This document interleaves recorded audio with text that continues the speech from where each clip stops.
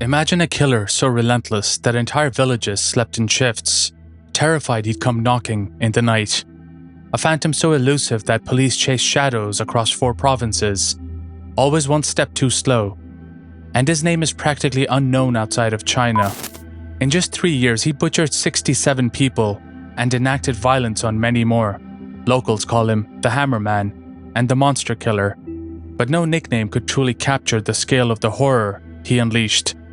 His death toll dwarfs infamous names like Ted Bundy and Jeffrey Dahmer, yet most of the world has never heard of him.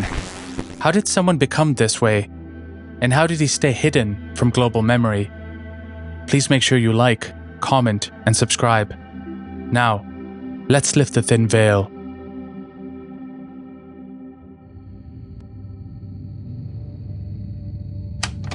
To really understand how Yang Xinhai took shape, we have to go all the way back to the beginning, his roots. He was born on July the 17th, 1968, in the city of Zhumantian, in the eastern province of Henan. His family wasn't just poor, they were among the very poorest in the entire village. He was the youngest of 6 children, born into conditions that are much less common in China today.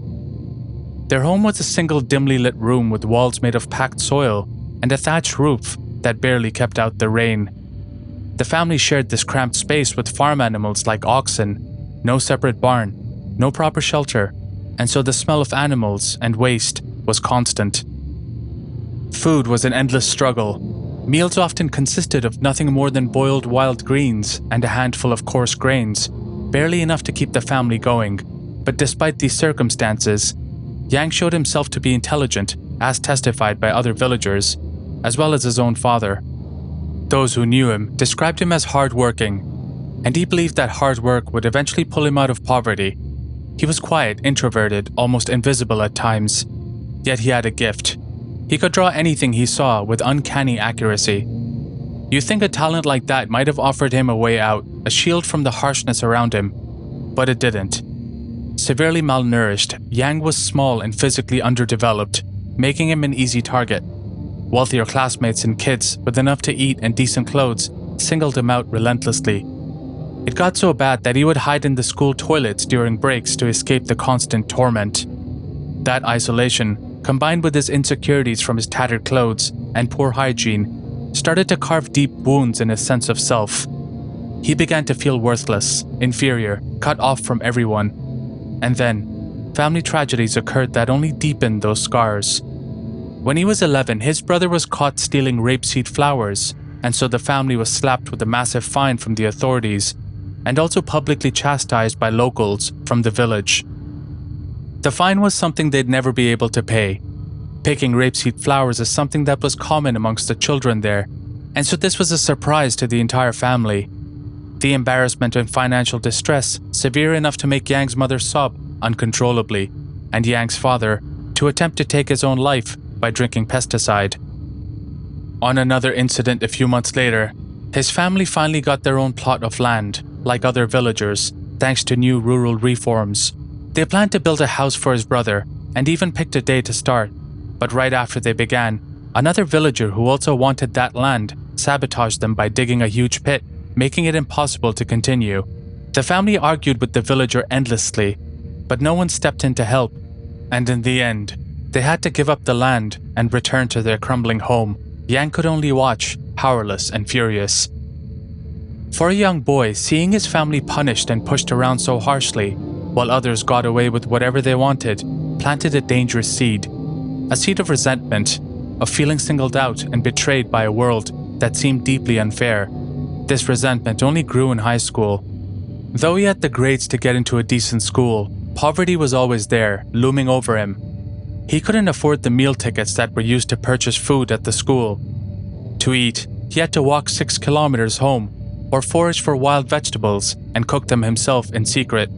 At one point, he was sent away to stay with a wealthier cousin, but instead of being welcomed into a supportive home, he was segregated, treated like an outsider, and excluded from family meals. He was forced to gather his own firewood for the stove and cook his own food, and sleep in a separate building on another floor. Even amongst his family, he didn't belong. He wanted to return to his own dilapidated home and struggling family, despite the hardship and misery. Eventually, something had to give, and in 1985, something eventually did. At just age 17, Yang hit his breaking point. He decided education was a dead end, just another path to humiliation. So he quit school and ran away. Right before he dropped out of school, he got into a heated argument with his father, complaining that he couldn't afford meal tickets. Over the following few days, his father gathered bags of wheat and took them to the school to exchange for meal tickets. But when he got there, he discovered that Yang had not attended classes for several days. Yang had started working at a construction company as a cook. Although the pay was low, that wasn't the only problem. The company had missed many months of wages, causing Yang to get into a dispute with his manager. This wasn't the first company that had not paid Yang the wages he was due, and he had had enough. This was the incident that is reported to be Yang Xinhai's eureka moment and first taste of crime. In a flash of rage, he stole an aluminum pot from the kitchen. It sounds trivial, almost laughably small. He sold it for just 13 yuan, which was barely anything. But for Yang, it wasn't about the money. It gave him a rush, a surge of euphoria. In that moment, he realized that theft offered something honest work never could, a sense of control over his own fate. This is where we see a major shift in Yang Xinhai's mindset. After those early jobs failed to lift him out of poverty, he realized money wouldn't come easily or fairly. Feeling cheated by the system, he decided to reject it altogether. But to really understand this turning point, we need to consider the backdrop. China at the time was a nation scarred by massive upheaval. Yang was born in 1968, right at the tail end of the Cultural Revolution, a period marked by fear, violence, and political persecution that left deep wounds in the entire society. And before that, there was a great leap forward, a lethal campaign to industrialize the nation between 1958 and 1962, which led to catastrophic famine. In some areas, people were so desperate, they resorted to cannibalism. These weren't distant events, they were fresh collective traumas in the minds of lots of Chinese citizens that shaped daily life and attitudes toward survival. Historian Peter Vronsky, who studies serial killers, suggests that periods of intense economic hardship and social traumas often lead to a surge in violent offenders. It happened in Europe and the US after the World Wars, and China saw its own spike in serial killers in the 1990s and early 2000s, Yang being one of them. So even though he was born after the worst of the famine, Yang grew up in its shadow. He knew hunger and cruelty firsthand. This violent, desperate environment normalized brutality for him. It fostered a deep mistrust of society, a belief that to survive, you had to disregard everyone else and fend for just yourself. Obviously, none of that excuses violent crime, but that stolen pot marked a turning point. From then on, he fully embraced crime, throwing himself into it with the same single-minded focus he once devoted to his studies. As he later put it, breaking rules which everyone considers the norm became his new subject, his chosen path. He continued with petty crimes like this for a few years, but the law caught up with him quickly. In 1988, he was arrested for pickpocketing and sentenced to 2 years in a labor camp in Xi'an. He was caught stealing again in 1991 at another job, and he served another year at a labor camp, or a vocational and re-education center, as they're called in China. Instead of traditional prisons that exist in some other countries, China has a concept of Lao Dong Gai Shou, which means reform through labor. These camps are meant to rehabilitate offenders by forcing them into strict discipline and hard work. But without the necessary mental reform, they have often become breeding grounds for resentment. Surrounded by hardened criminals and stripped of basic freedoms, Yang Xinhai didn't find reform. Instead, he found new skills, new contacts, and a deeper hatred for society. His internment solidified his identity as an outsider, pushing him even deeper into the criminal world. Each time he was released, he emerged more isolated, more committed to a life of crime, and more dangerous. But it was what happened right after Yang's second release in 1992 that truly marked the point of no return. He left the labor camp clinging to a fragile hope. His girlfriend had promised to wait for him, but when he returned home, he discovered she was marrying another man. The betrayal cut deep. He was heartbroken, humiliated, and consumed by rage, a toxic cocktail that pushed him over the edge. Whatever demons he'd been holding back were finally unleashed. His resentment towards society hardened into something far more dangerous, a personal vendetta. After that, he severed all ties with his village and family and drifted away, ruthless and untethered. He spiraled deep into the darkness. By 1996, he was broke, homeless, and alone. That same year, he attempted to sexually assault a woman in Guangxi. Fortunately, she managed to escape and reported him. He was arrested and sentenced to 5 years in prison back in his hometown. This stretch from 1996 to 2000 was especially critical. As with his previous incarceration stints, this one seemed to push him even more over the edge, and he developed an extreme disregard for human life. Upon his release in early 2000, his reign of terror began almost immediately. On September the 19th of that year, Yang carried out his first known murders. He killed 70-year-old Yang Pamin and his wife, Shan Lan Ying, in Gujiang village in the eastern province of Henan. Using a hammer and a steel rod, he bludgeoned them with such force that he left gaping holes in their foreheads. This was a grotesque signature that would become his calling card. What happened afterwards added to the horror. Because the villagers decided to conduct their own investigation and come to their own conclusions, an innocent man named Yang Di Li, who merely owed the victims some cigarette money, was wrongfully accused of the murder. When the police arrived, they mostly just agreed with the villagers without conducting their own investigation. Under duress and probably torture, Yang Di Li confessed and spent an entire year in prison before eventually retracting his confession. The Chinese Supreme Court eventually ordered his release due to lack of evidence. But this mistake by the police, who were mostly concerned for ticking a box and closing the case, gave Yang exactly what he needed: time, freedom, and confidence in his own ability to escape justice. While they focused on the wrong man, the real killer slipped away, setting the stage for the nightmare that was only just beginning. Just 12 days after that first double murder, on October the 1st, 2000, he struck again. He had used a combination of stolen bicycles and walking to cover 400 miles east to the Anhui province. There, he killed 62-year-old Qi Jiangying, a woman known in her village for being exceptionally physically strong. So when her mutilated body was discovered in a house, the locals of the village were in shock. Qi Jiangying was known to be able to wrestle several stronger men in her village, and it was hard to believe anyone could hurt her without a serious fight.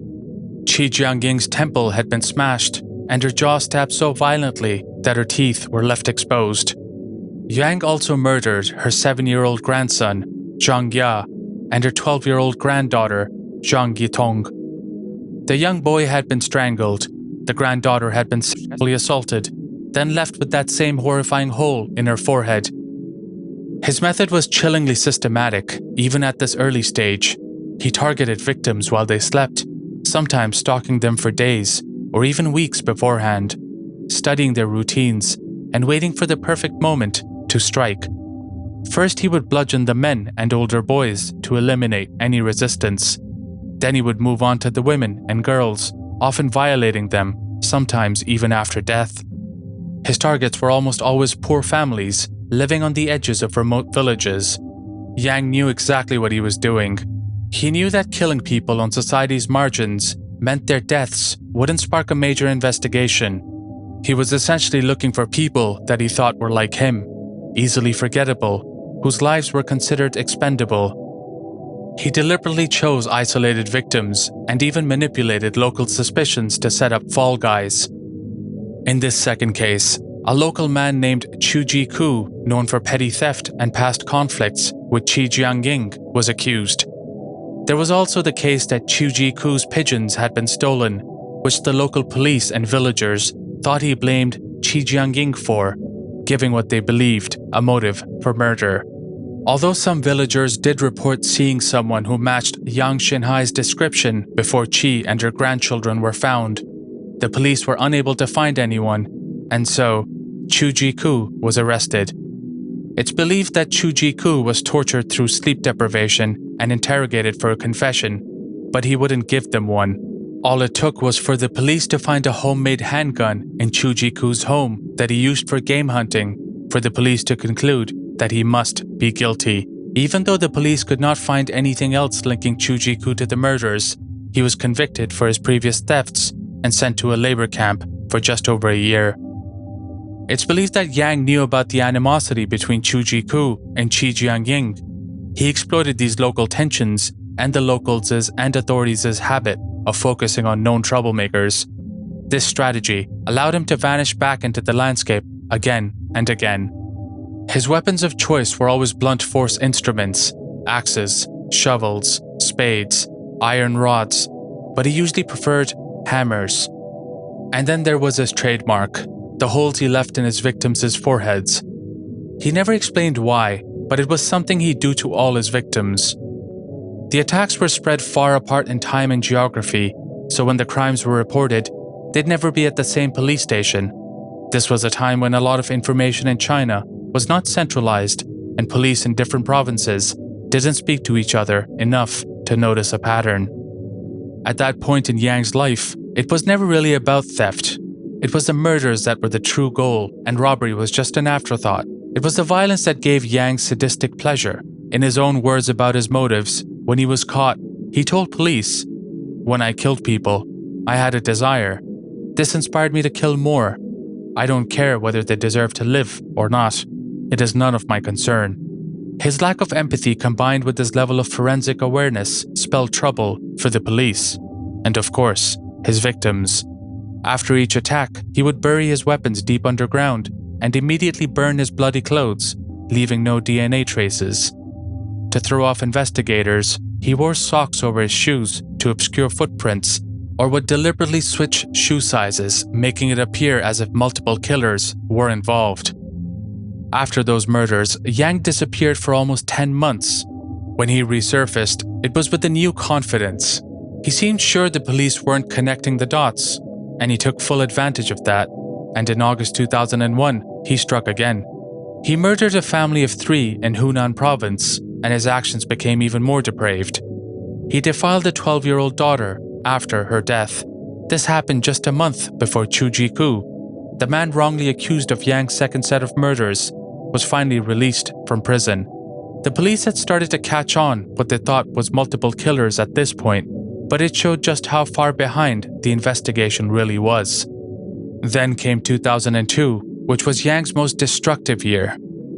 He killed 33 people across the provinces of Hebei, Shandong, Hunan, and Anhui, and the frequency and violence of his crimes escalated dramatically. In January, he murdered a family of 5, again violating corpses. In June, another family of 4. In July, yet another family of 4, with 2 violent assaults. Each attack became more widespread, more violent, and he showed absolutely no hesitation. One of the most haunting cases came in October 2002. Yang killed a man named Fang Chang and his 6-year-old daughter with a spade. Then he violated Fang Chang's pregnant wife and attempted to take her life as well.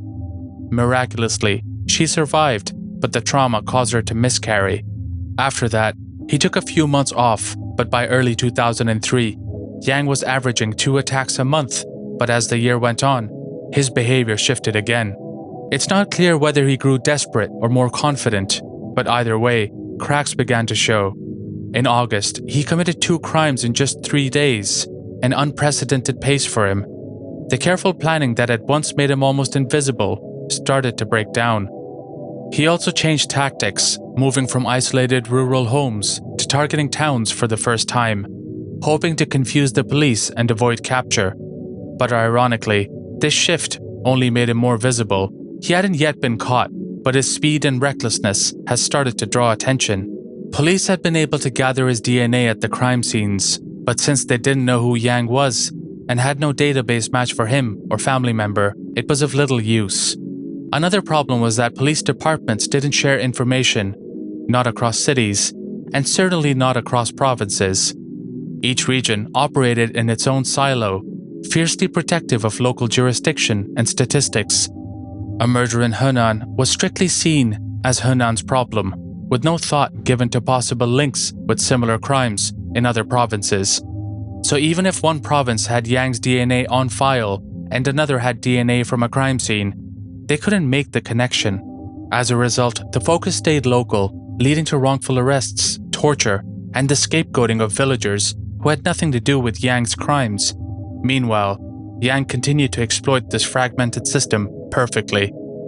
They had all the evidence, DNA, footprints, hair, semen samples, but none of it could be matched without a unifying system or a suspect already on record. This approach allowed Yang to appear untraceable.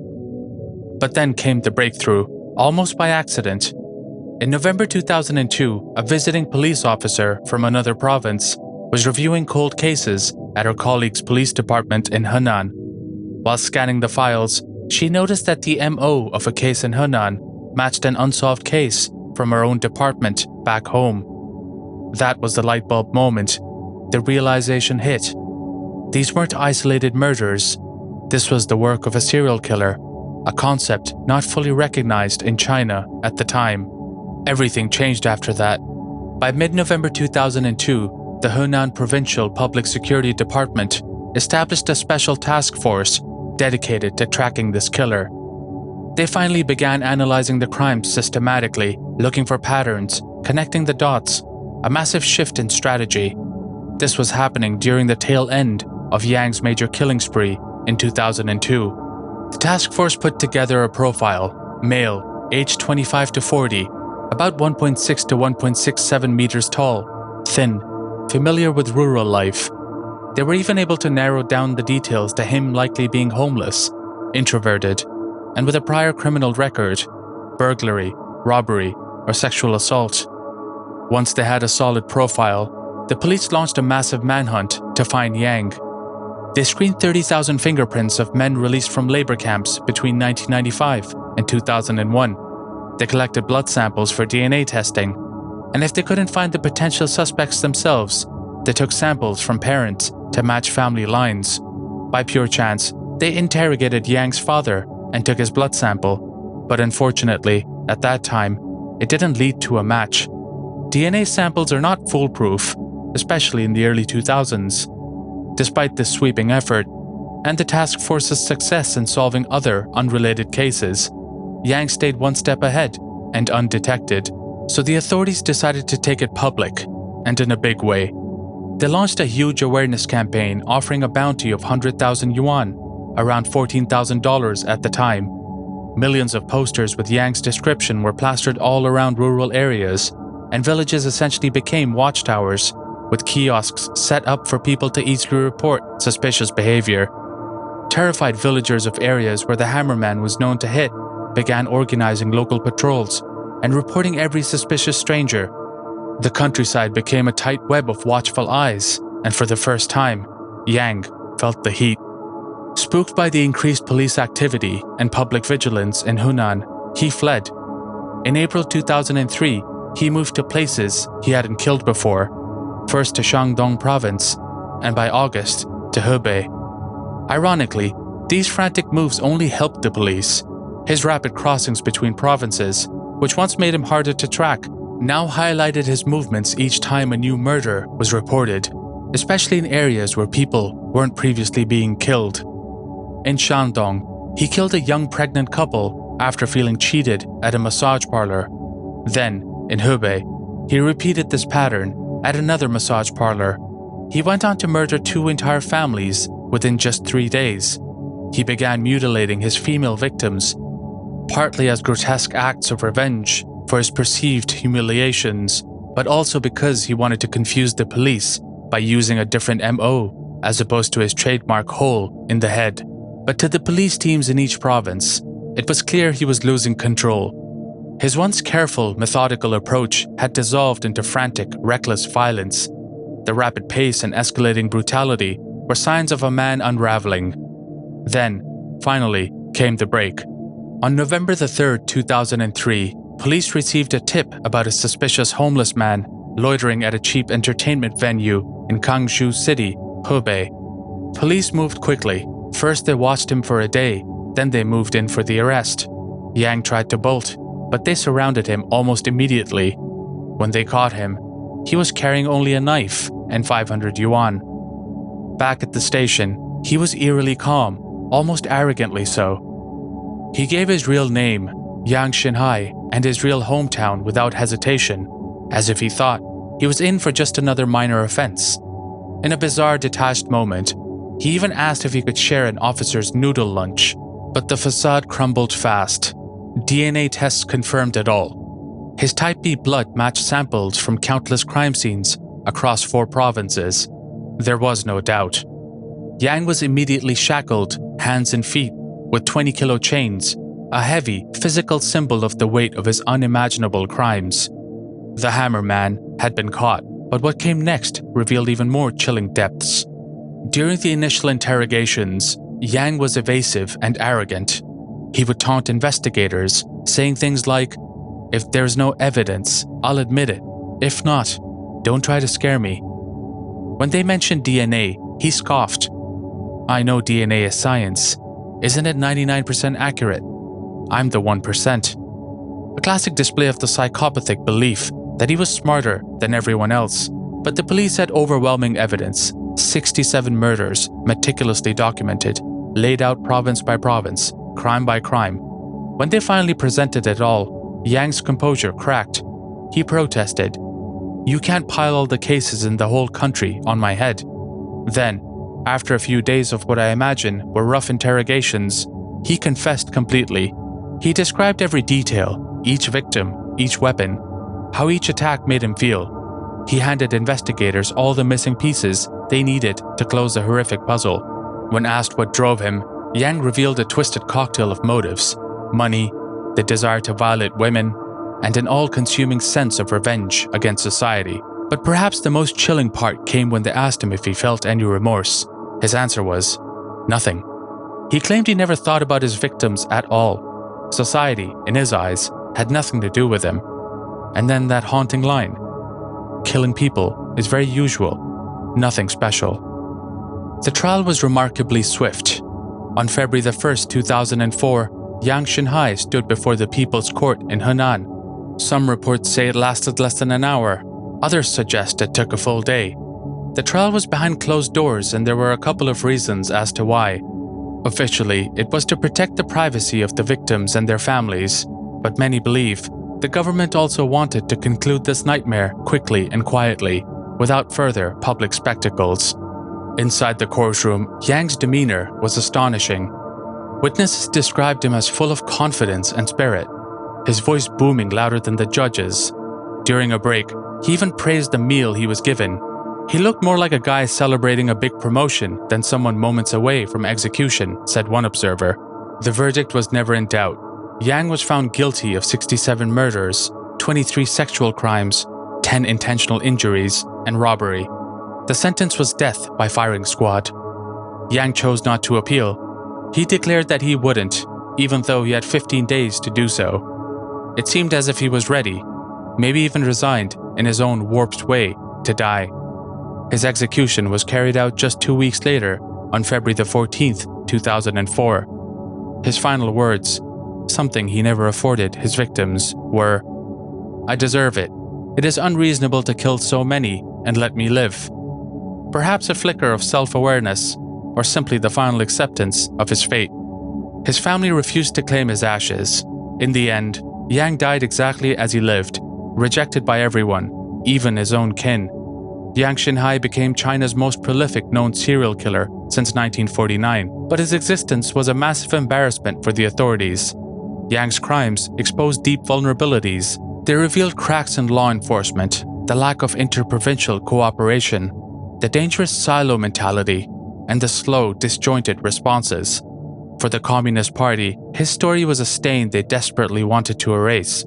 During the investigation, media blackouts were enforced to maintain public stability and avoid widespread panic. That's part of why Yang remained so unknown internationally, until details slowly began to leak out. But for the communities he terrorized, his legacy was devastating. His crimes had forced rural communities to completely rethink the ideas of safety, trust, and justice.